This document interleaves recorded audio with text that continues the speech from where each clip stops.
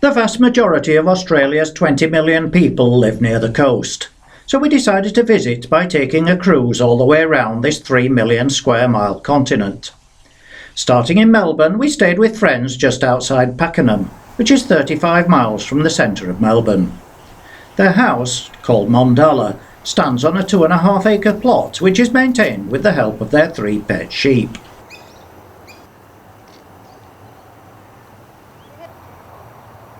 They have a keen interest in hot rod vehicles. The swimming pool is an essential in hotter weather. The house is not what we Brits think of as typical Australian.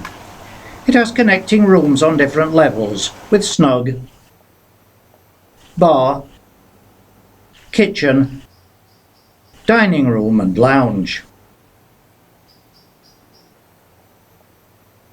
Every day they were visited by Australian king parrots, the redhead being the male and the green the female.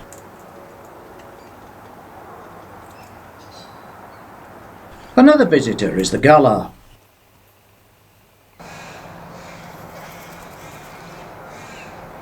Nearby, sky high on Mount Dandenong has views over the plains and in the very far distance, the business centre of Melbourne. The Australiana tree is a eucalyptus, which was intricately carved by a local sculptor in 2006.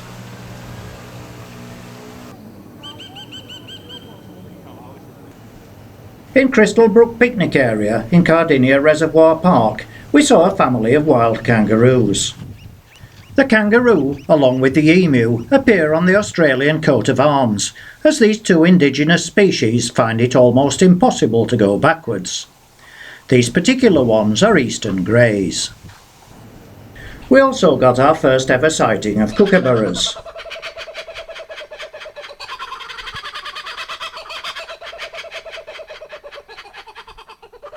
The Mornington Peninsula is a great place for viewing pelicans.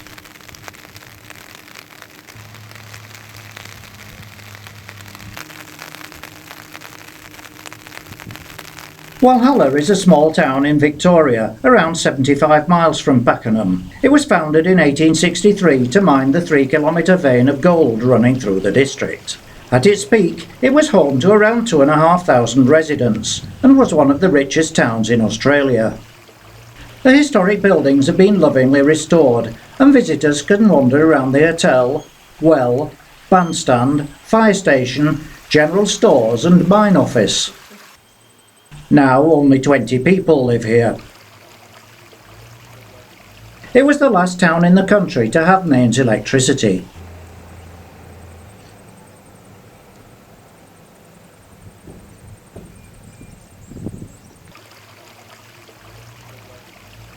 The pub serves a really good lunch. A railway was completed in 1910, just as mining was becoming unprofitable. The line never made money and was closed in 1944. Between 1993 and 2002 it was reinstated and now runs as a tourist attraction and is making a profit for the first time in its history. To the west of Melbourne are mile upon mile of sandy beach, affectionately known as the Surf Coast.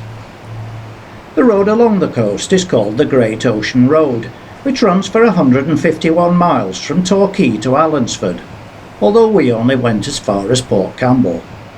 Built by returned soldiers between 1919 and 1932 and dedicated to soldiers killed during World War I, the road is the largest war memorial in the world.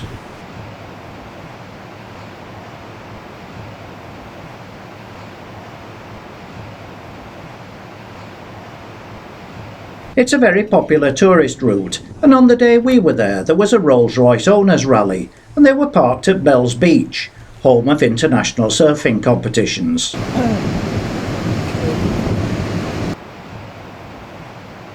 At Airley's Inlet is Freestone Road Haven, a car lover's and rock and roller's dream come true. Here we found typical American diner booths, which are available for sale.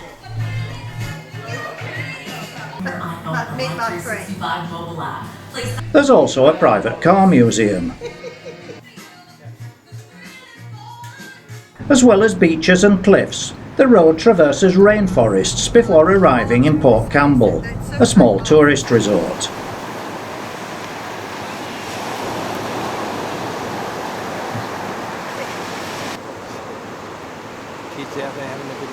Near Port Campbell is the 12 Apostles Visitor Centre. A path through the sand dunes leads to the soft limestone cliff and viewing platforms over the Apostles, which were formed by erosion.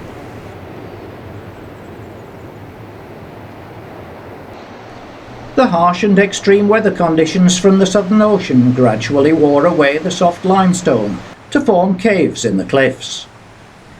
These then became arches, which in turn collapsed, leaving rock stacks up to 45 metres high. Now, because of further erosion, there are only 7 remaining. Due to wave action eroding the cliff face, existing headlands are expected to become new limestone stacks in the future.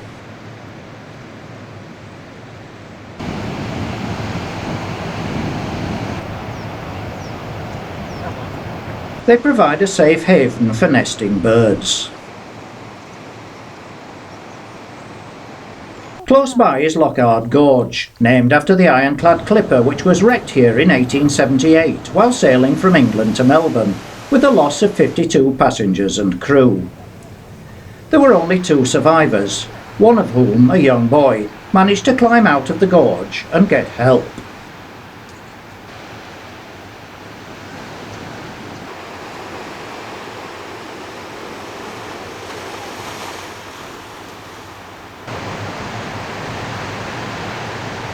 Because of fog, rough seas and the very rugged cliffs, this whole area is known as the Shipwreck Coast, and no less than 700 ships are believed to have been sunk here.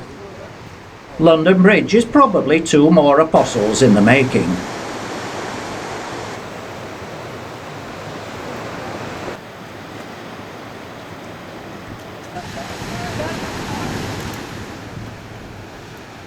A flight of steps leads down to the small beach.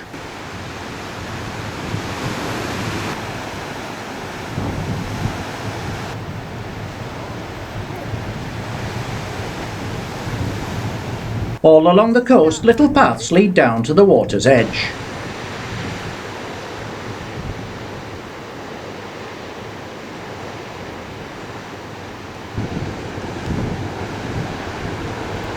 Driving down a small side road, we pulled into a lay-by, and lo and behold, in the tree above us were koalas, just crying out to be photographed.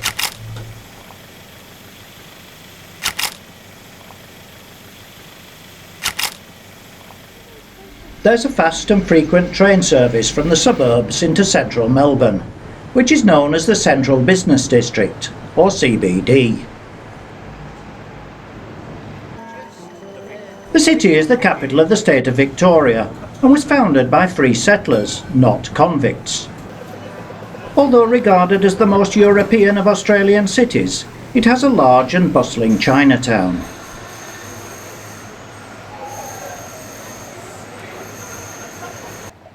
There's an unusual feature outside the public library, and the quirky designs extend to the university.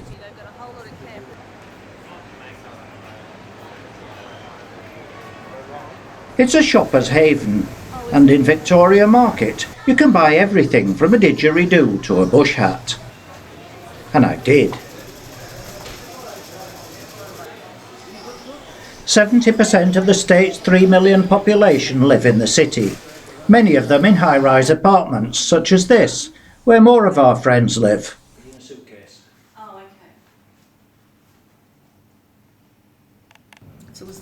Quite different from life in the suburbs. Melbourne can experience 4 seasons in a single day, as we discovered when we went to the Botanic Garden. Then we went straight to the cruise terminal to board the Dawn Princess as they finished loading supplies ready for our departure for Sydney.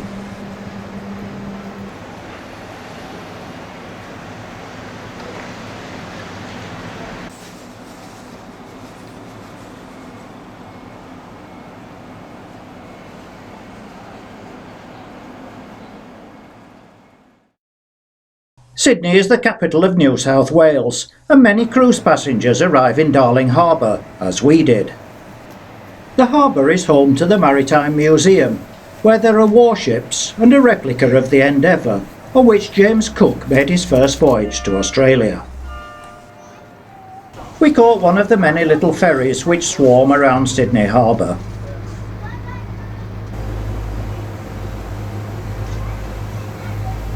We passed our ship and stopped first at Balmain East.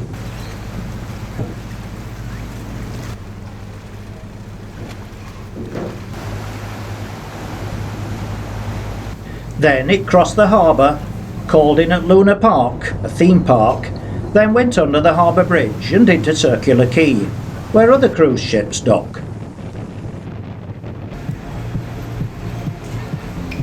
From here we walked to the historic area known as the Rocks. It's one of the oldest parts of Sydney. In the early 1800s it was a slum frequented by visiting sailors and prostitutes. Since then it's been developed and become very trendy. Every Sunday there's a market along the pedestrianised streets, selling jewellery, arts, crafts and didgeridoos.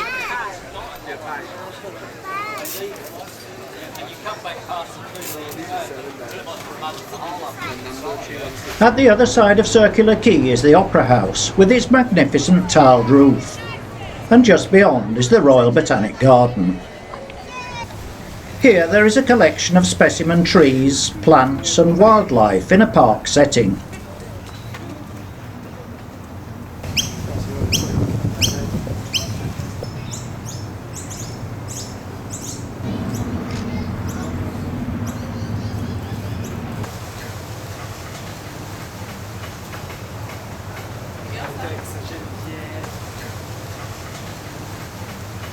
This giant sculpture, called Wurruk Wurri, made up of 250 sandstone blocks, is intended to provide a habitat for plants, insects, birds and micro-bats. It also attracts children. Back at Circular Quay the sun had come out, bringing the buskers with it.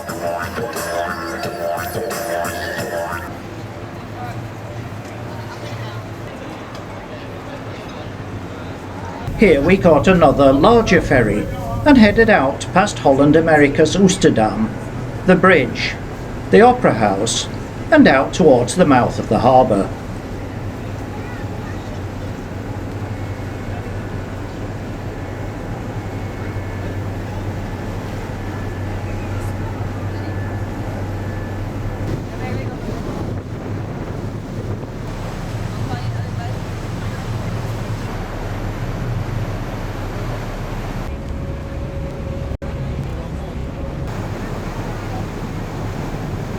Here the sea is much rougher.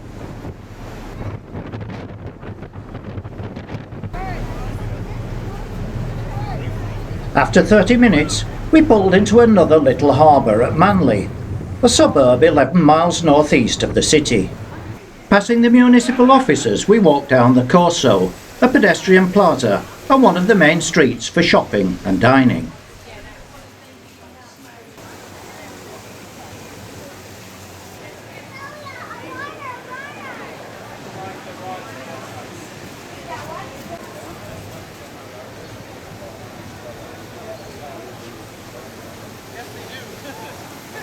Eventually we came to Manly Beach, famous for surfing.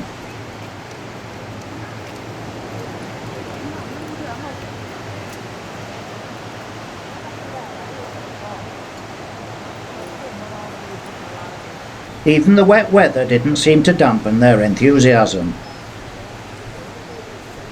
It's important to warm up before going in the water, after which they can show off their manly bodies. Brisbane was originally established as a colony for only the worst of British offenders. The approach to the capital of Queensland, lovingly referred to as the Sunshine State, is up the Brisbane River, passing both industrial and leisure areas.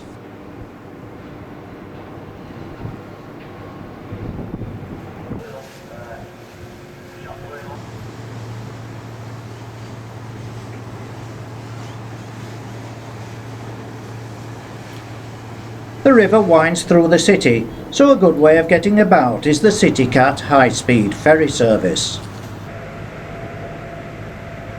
South of Brisbane is a string of beach resorts that make up Queensland's Gold Coast, the most famous of which is Surfers Paradise.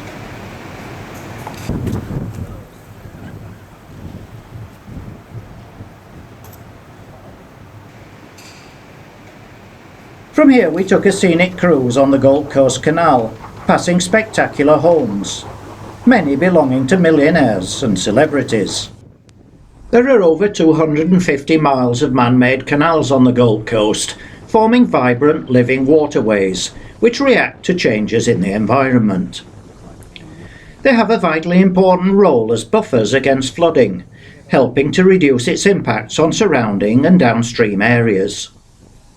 The reeds in the waterways help to purify runoff water from roads, gardens and roofs, so maintenance is limited to ensuring that the flow of water is not impeded. After the cruise we went to Mount Tamborine, where we went to Cedar Creek Estate for wine tasting and lunch. One of their products used to be called Tawny Port, but they had to drop the word port. Late harvest just means they've left the grape on the vine till it's turned to a raisin and then they split. What would you like to show you? In the grounds is this Lasiandra tree.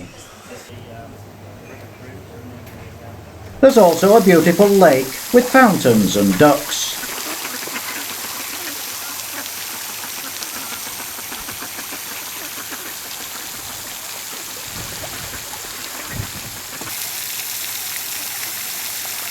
This monitor lizard was basking in the sun on the boardwalk.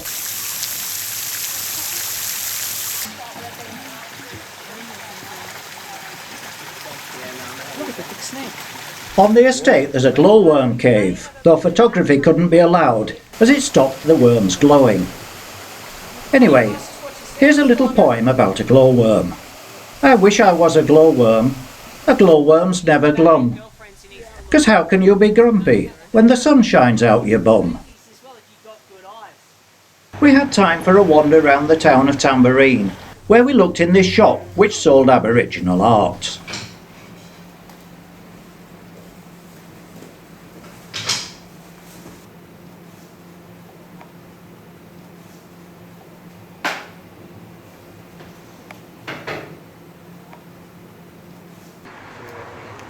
What cuckoo clocks have to do with Queensland, we have no idea.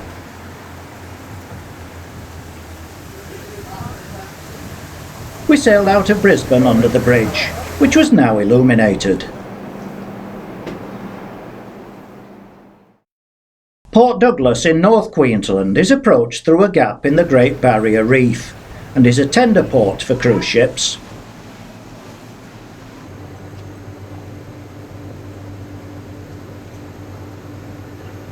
Once in the pretty port, we made our way to the coach for the first leg of our trip to Kuranda. Kuranda has the best homemade local ice creams. We left the coach at Freshwater Station to join the Cairns to Kuranda Scenic Railway.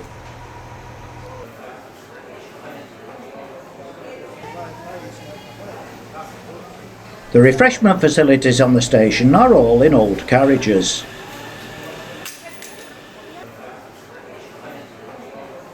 The train has two diesel engines built between 1966 and 1970 in Brisbane.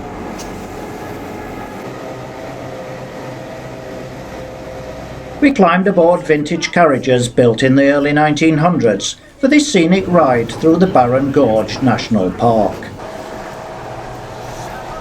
The line climbs 327 metres up the Kuranda Mountains, crossing trestle bridges, passing magnificent waterfalls and travelling through 15 tunnels.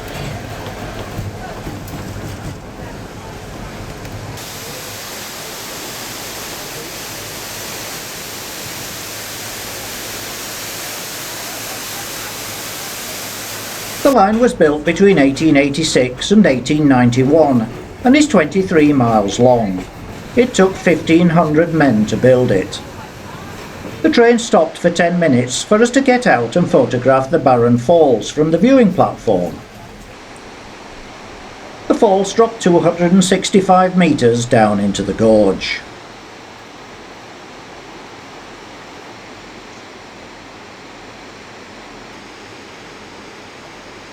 We also got a chance to look at the engine, which has an Aboriginal painting of Buddha G, a carpet snake from Dreamtime legends. The train then moved on to Kuranda Station, which is surrounded by tropical gardens. It's just a short distance into Kuranda village, which used to be a hippie community. Incidentally, Queensland is the only state in Australia where you can hold a koala. There are many attractions in the village, including Bird World. We stopped here for an emu burger, then went to the ice cream stand we were told about on the bus. One single strawberry and one single mango, please. We ate them both in the park before getting onto one of the 114 gondola cabins of the Skyrail for our 4.5 mile ride over pristine tropical rainforest.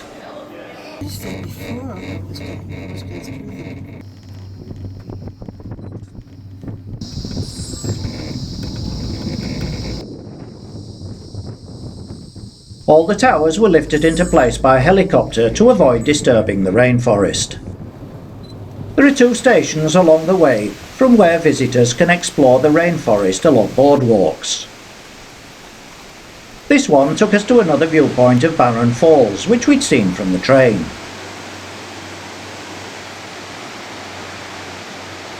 Back in another gondola, we skimmed the tops of the canopy as we rode to the highest point of the cableway at 545 metres, which is 1,788 feet above sea level.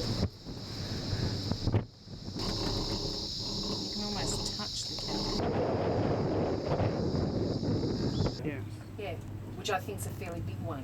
Here there was another boardwalk along the forest floor, amongst the enormous trees.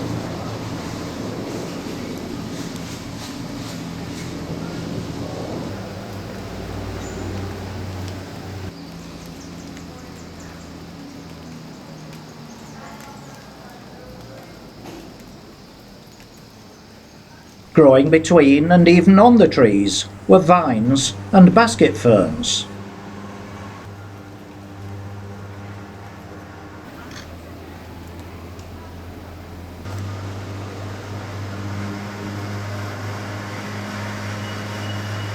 Onto the third leg of the cableway, where we travelled into the clouds before descending through the pouring rain. After all, it is a rainforest, to Caravonica.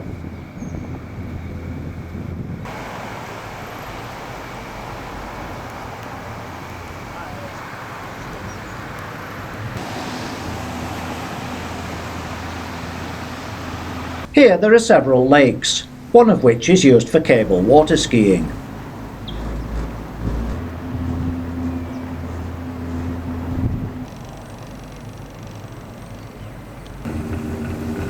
On the handrail at the bottom station was this butterfly, which we photographed before boarding the bus.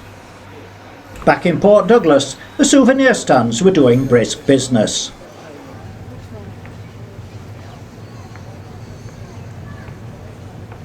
The sun had come out, so we spent some time exploring the marina before getting back onto our tender and returning to Dawn Princess.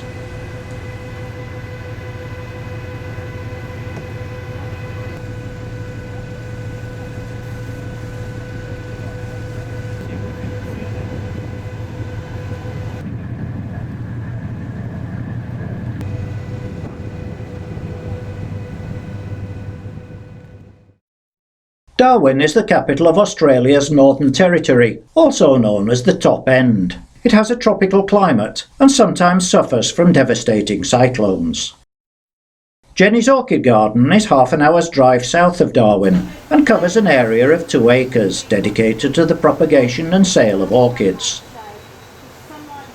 Jenny herself often welcomes visitors and talks about the history of the garden, which started as a self-taught, home-based hobby in the 1980s. Half of the site is the sales area, with a vast selection of different orchids available.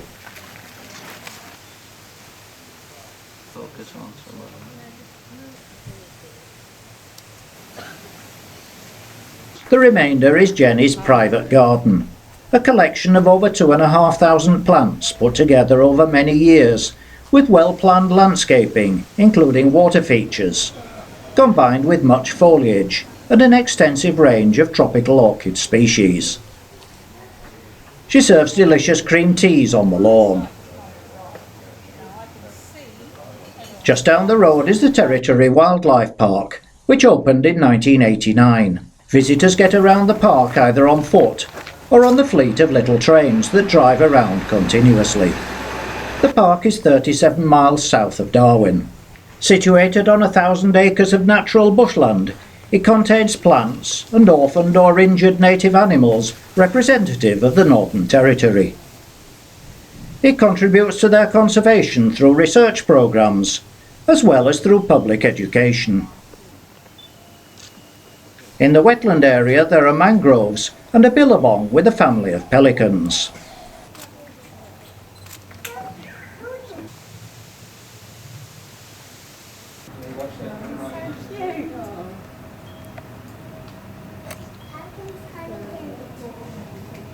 The Monsoon Forest Walk takes you through an artificially produced monsoon storm.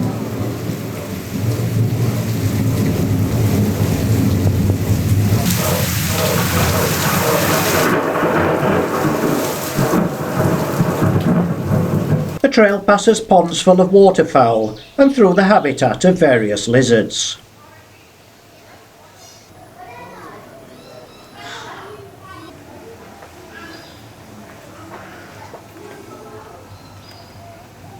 Further along is a walk through aviary.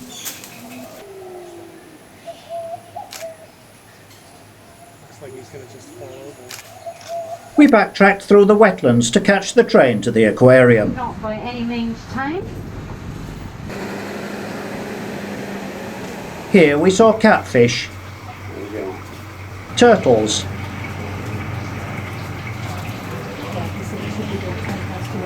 and barramundi. Now, what animal do you think these legs belong to? That's right, it's a saltwater crocodile.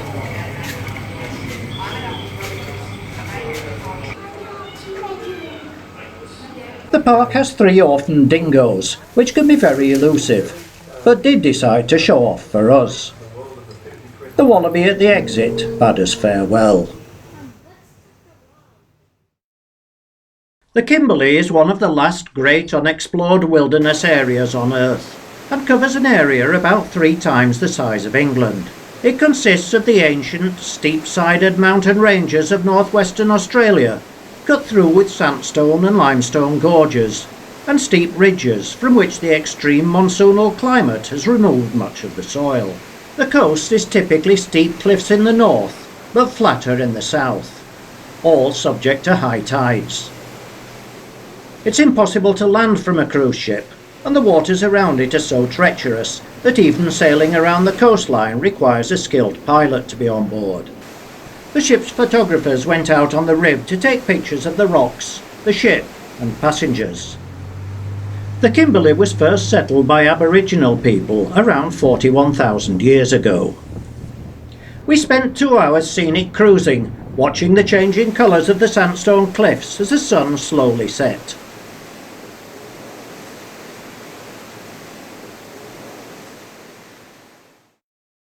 The Indonesian island of Lombok is situated 20 miles east of Bali and resembles Bali as it was 3 decades ago.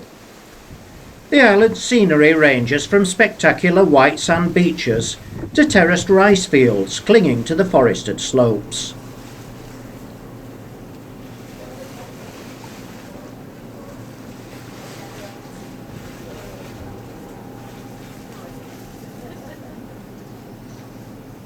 It only has a small harbour, so cruise ship passengers have to be brought in by tender. It's quite a long run. Tenders are greeted by a local band.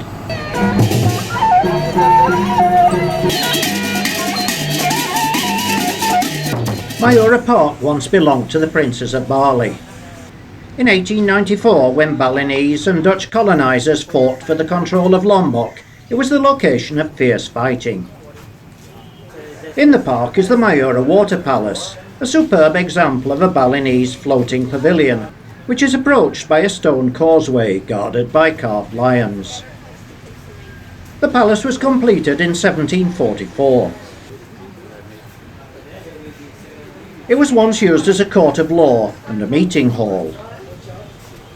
The open-sided hall sits in the middle of an artificial lake, which is surrounded by groves of mangosteen trees.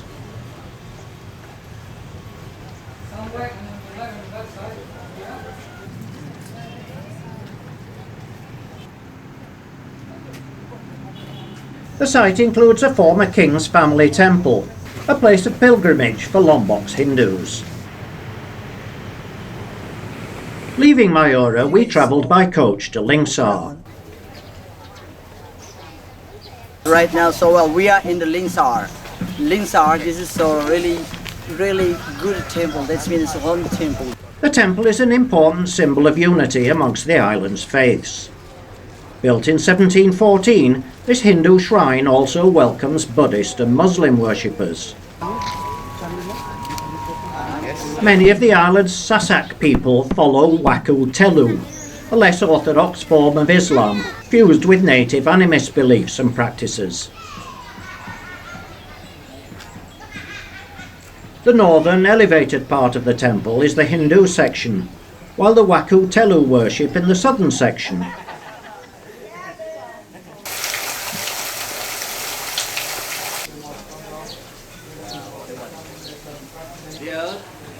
The pool is home to eels that feed on hard-boiled eggs thrown to them by worshippers.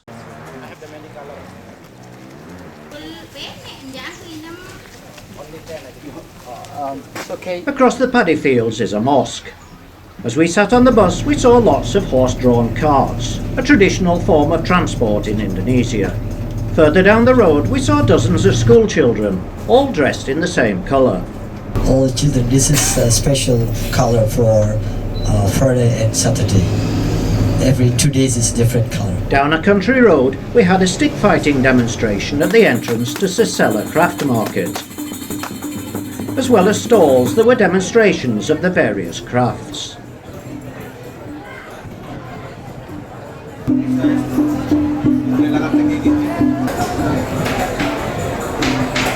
The area is particularly noted for wood carving.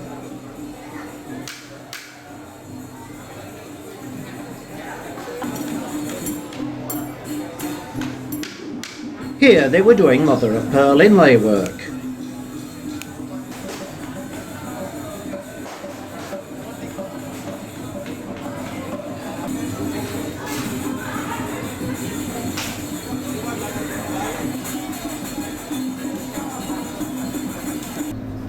Back on the coach, we went to Sengigi Beach, a 6-mile-long strand of white sand with crystalline waters.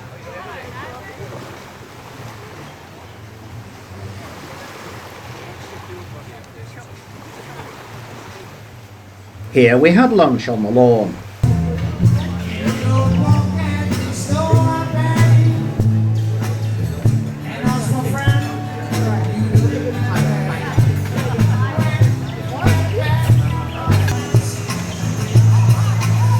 Then off again down another country road, this time to Sukareri.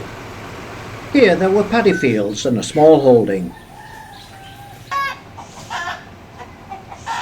The speciality here is songet cloth, a hand-woven silk brocade incorporating metallic threads. The ladies demonstrating the technique sat in this uncomfortable position with no backrest. They did tell us that their backs ached by the end of the day.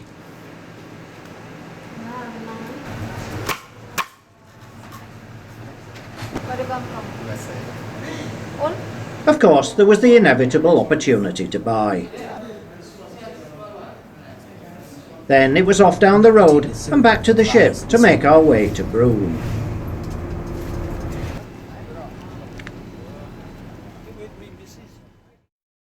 Broome is situated on the northwest coast of Western Australia and is the southern gateway to the Kimberley. Until the mid-1980s, it was only accessible by a dirt road. The town grew out of the discovery of the world's largest oyster shell, attracting hundreds of people like a gold rush. However, the interest was not in pearls, although some of these were enormous, but in the shells, which were in great demand for the production of mother-of-pearl buttons. Although plastic killed the button trade, there are plenty of shops in town selling the pearls. There's a small Chinatown with a bustling market. Streeter's Jetty is where the pearl luggers used to land their haul, though you can't imagine dozens of ships tying up at this small jetty, which is now inhabited by fiddler crabs. This potential squatter was soon seen off by an irate householder, but he soon found another hole which was empty.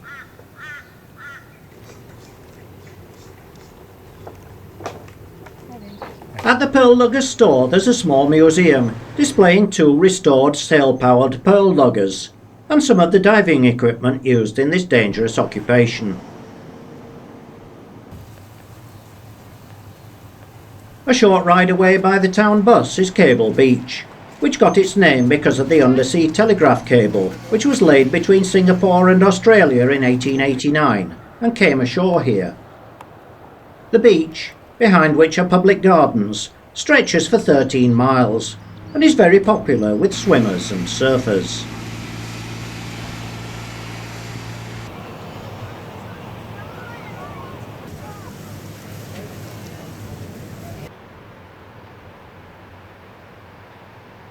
Visitors also come for camel rides, but by the time we got there, they'd gone, and we were left looking at the footprints in the sand.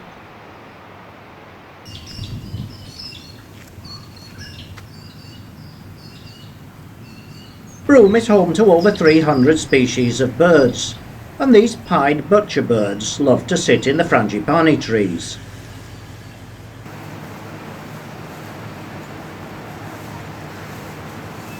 A fleet of shuttle buses returns passengers to the ship.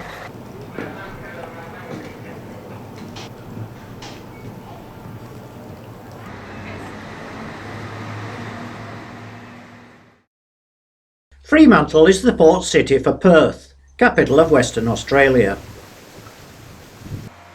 From our ship we got straight onto a coach to take us 26 miles north of Perth to the Yanchep National Park, home to western grey kangaroos. The park is noted for its caves, native bush and koala colonies. It's home to a diverse range of flora and fauna. The park provides habitat for several species of native mammal. The area was inhabited and was a noted hunting site for thousands of years by indigenous Australians prior to the arrival of Europeans. The park environment provides a unique setting for cultural activities, and specially built performance areas have been developed to accommodate indigenous tours. A lot of them have different languages, laws, weapons, tools, dream time stories, dreaming traps, dances. They're completely different over the whole country. I was actually speaking to a lady from East Arnhem Land. She tells me she speaks 11 different languages. Now I find that absolutely amazing because I have trouble speaking 2 languages. Spears, tools, instruments were a lot longer, so the men made this nice and long. So you could say this is our version, so I've been told, of a man purse. We were told how to throw a boomerang. If the wind is coming straight at you, angle it to about there, give it a nice flick, it'll come around, catch that wind, and then it'll come back to you nice and gently. Pretty cool. Then, how to make a didgeridoo. Yeah. They'll chop him off, clean all the bark off him. They'll get a spear and they'll ram it down the middle and crush out all those bits and pieces, you know, the termites left behind. They'll crush it all out.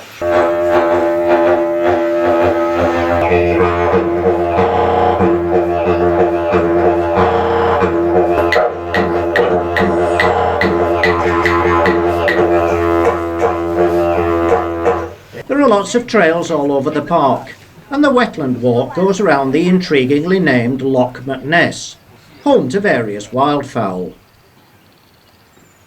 The word Yanchep is derived from the Aboriginal name for the local bulrush reed found fringing the lakes in the area.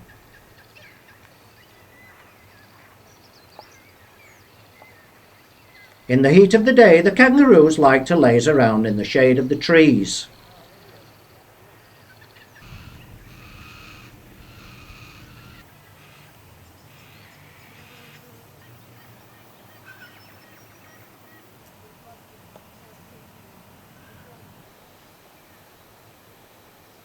In the middle of the park is the Yanchep Inn, which not only feeds the visitors, but also provides rich pickings for the local parrot population.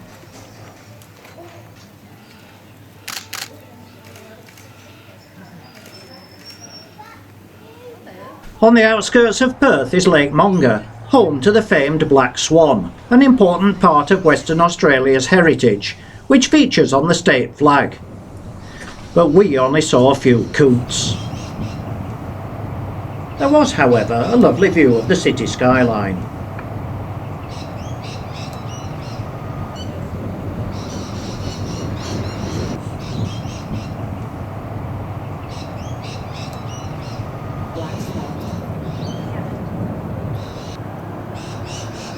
We then drove through the centre of Perth to Kings Park. Here there's 1,000 acres of native bushland and superb cultivated gardens on the top of Mount Eliza. The Flame of Remembrance and a Pool of Reflection was inaugurated by Queen Elizabeth II on the 1st of April 2000. The cenotaph contains the names of Australian servicemen and women who gave their lives from the Boer War to Afghanistan. From the park is the most magnificent view over Perth and the Swan River.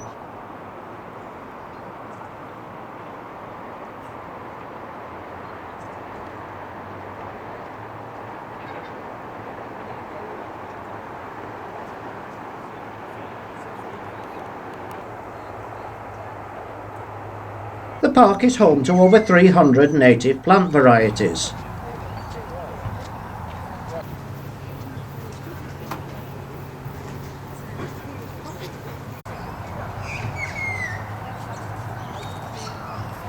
That was quite a day. A piper welcomes cruise ships into the industrial harbour of the tiny town of Albany, on the southernmost tip of Western Australia.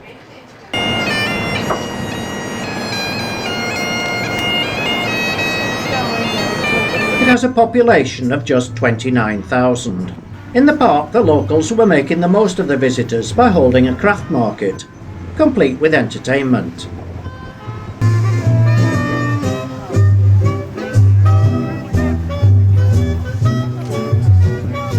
Behind the park is a modern sculpture garden made of old industrial artefacts.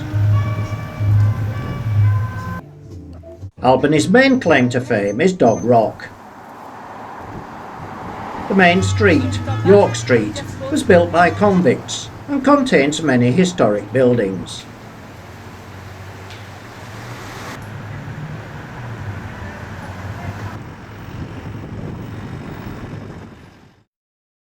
Adelaide, the capital of South Australia, was founded in 1836 by free settlers, predominantly religious dissenters, not convicts like the East Coast. A short coach ride away is Tanunda in the Barossa Valley. It was founded by German settlers in the 1850s and retains much of its European heritage, as can be found in its German sausage and bread shops.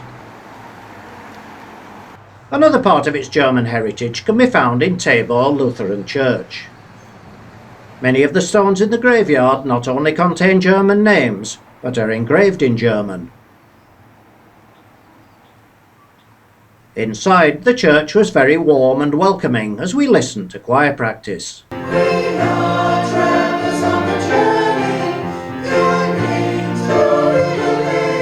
It's a very small town with one main street and a couple of side streets. Next, we drove through the vineyards to the Seppelsfield estate.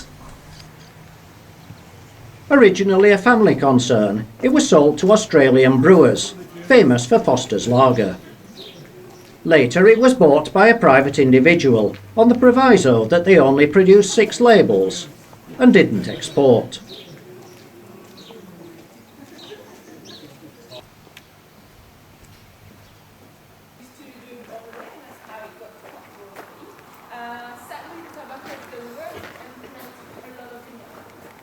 We went into the cellars of the old winery where a tasting room had been set up. You can smell it already here now, can't you? Here we were given a presentation about the wine and the awards that the vineyard had won.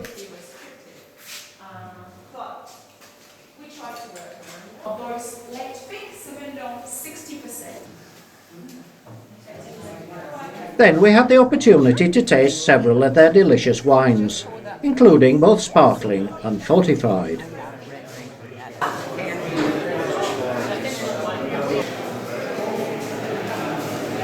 We continued through the vineyards to the South Australian Company store in a beautiful garden setting.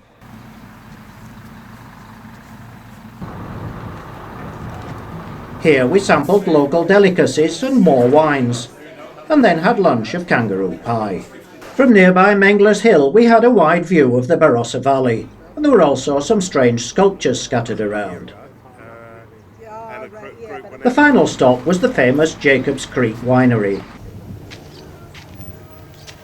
Here we were shown sample rows of different grape varieties, and having had them explained, we were asked to sterilise our shoes before being allowed in for a closer look. Including 2 sub-regions. Feel free to have a walk around.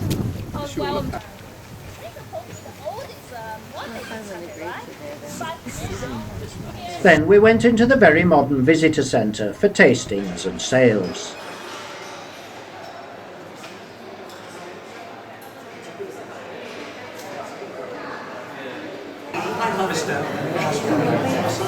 The atmosphere couldn't have been more different from that at Seppelsfield.